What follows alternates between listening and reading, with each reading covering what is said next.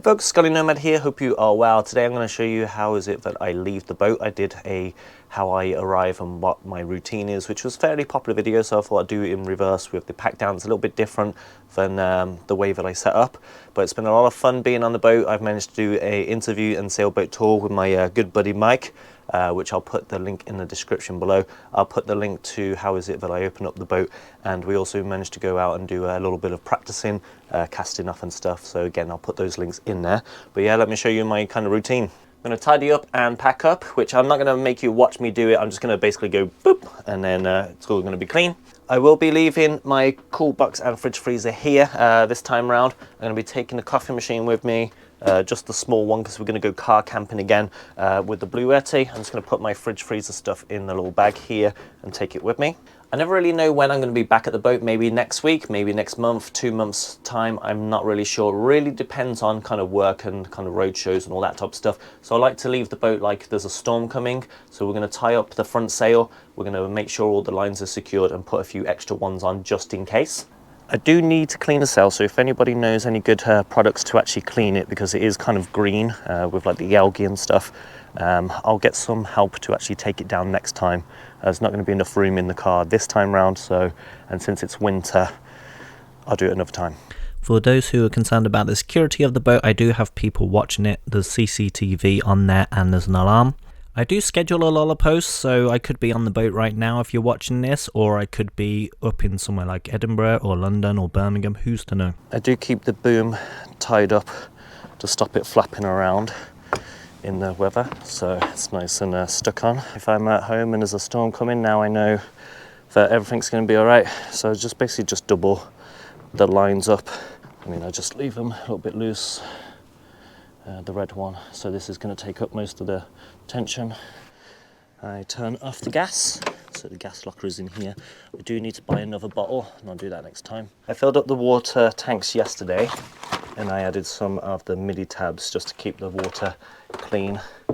But if I didn't do it yesterday, this is how I'd check it.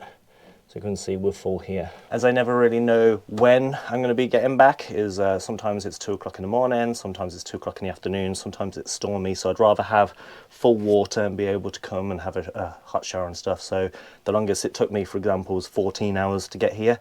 That was because I was doing a gig up in Scotland, and then another time I took 8 hours to come from London. So there we go. Usually it's about 2 to 3 hours from Birmingham, but you know, it is what it is. I've closed all the windows and blinds. That helps on the UV damage. When I first brought this boat, this bit here, basically the varnish had faded, and that's because of the UV light on there coming out from the companionway hatch. Now I add these reflectives in there, mostly just for privacy really. I know it's kind of strange when I'm filming and putting myself on YouTube, but I'm quite a private person. I don't like to be disturbed or anything like that most of the time. So, and then that just goes on the companionway hatch, and then you can't see what's going on inside. Make sure the starter battery is off, and it is perfect. I'm going to take my vacuum with me this time. Just got to make sure we take the foodstuffs with us. Another thing I do is I make a little bit of a list of the kind of things that I need, maybe like kitchen rolls, stuff like that. Not just necessarily food, but I do check to make sure I've not got anything that will go out of date anytime soon. Make sure I've got enough olive oil and stuff like that. Before I turn the seacocks off and just double check all the switches, I'm going to make a coffee, so I always throw in one of these, the little protein powders, which are tasteless. Whole bunch of amino acids in, so it's pretty good for you. And we need the Blue Yeti on to make coffee. The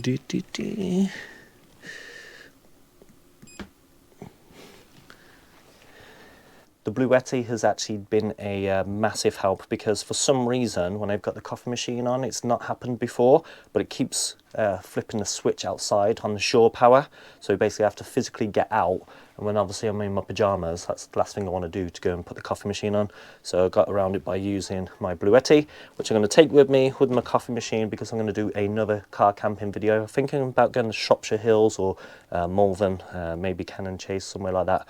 Let me know if you know any good spots to go. But yeah, let's brew up and head off. Well, that's doing its thing.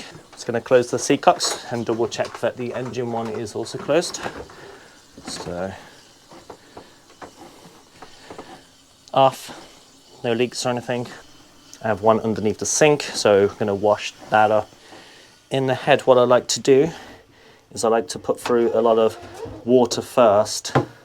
That way there's going to be clean water within the hose system and the toilet itself. Usually I don't put hand soap in there, but I want the fresh water in there along with some cleaner, because my actual cleaning kit I need to replace. So what that does is it cleans the pipes as it's going through. And then we need to close the seacocks. So yeah, we just need to make sure the seacocks are all closed, which I've just done. Seacock underneath the sink now that we watch the milk frother. I leave the fridge door open ajar so the air can flow. Same with my cool box. And then we need to turn off the water heater, the AC plugs, and I'm going to keep the battery charger on, DC off, and then the water pump, leaving the bilge on and the lights, and then I'll just manually turn them off. Like so. One quick look around, I've already done that, and then we just need to grab this obviously, and the drinks, and unfortunately we have to say goodbye to the boat. Hasta luego. Some people, when they leave the boat, they actually disconnect it from the shore power.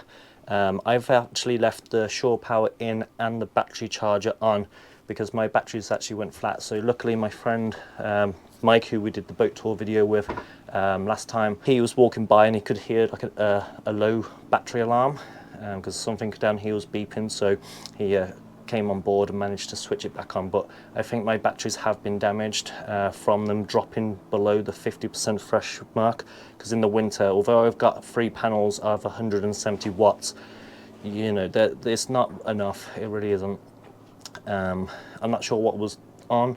Water pumps obviously were off, and you know, I had full water, so there's nothing like the bilge was leaking or anything like that.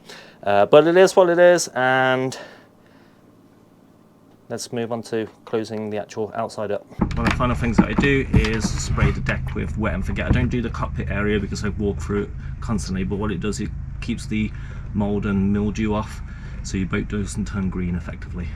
It's easy to use, you just dilute it and then you put it in a pressure sprayer, pump the spray and then just spray it on, and you just leave it. This video is not sponsored by any of these companies. I don't know anybody who works for them. It's just things that I buy and recommend myself. I use it on the lines and the spray hood with no damage at all. I've used it for about 4 years now. It's hard to convince people that I'm actually a minimalist when I'm stepping off a 40-foot yacht, but that bag there basically has all of my clothes inside, with the exception of the power bank, the coffee machine, and my car that's held together with duct tape and hope, which was made in 2009.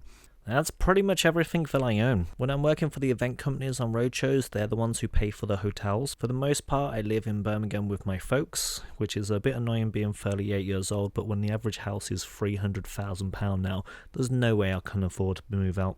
Which is one of the reasons why I'm saving up to buy a van, but I'm also their kind of carer, as my stepdad's not very well and he's the driver of the family. Companionway hatch just drops in. Door slide, and then we just lock it up.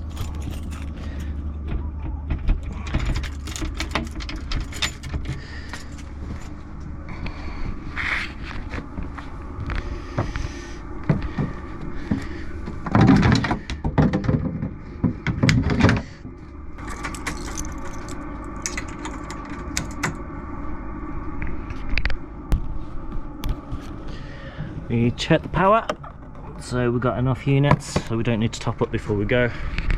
And then gates closed. We did double lines on here, and I moved some of the fenders on this side because of the wind is blowing and pushing the boat on. Got the extra fenders. My neighbour is a very good driver, so I don't concern myself with him bashing into my boat. But yeah, now we have to make the hopefully no longer than 2 hour It's about 2 to 3 hours drive now. Oh. Yeah, here we go. Off we go. I've got another boat tour video lined up with a Bavaria 36, which is going to be pretty interesting. For my Bluetti power bank, I just brought the high-speed charger for the car alternator. I'll fit it, review it, and let you know if it's any good. Another car repair video with the intercool pipe, and I'm going to go car camping too. There's a lot coming up, so be sure to subscribe. Thanks for watching, thanks for being fans. In the description, there's the Bay Area and boat tour video, plus the setup video. I am on socials, and the links are in the description below.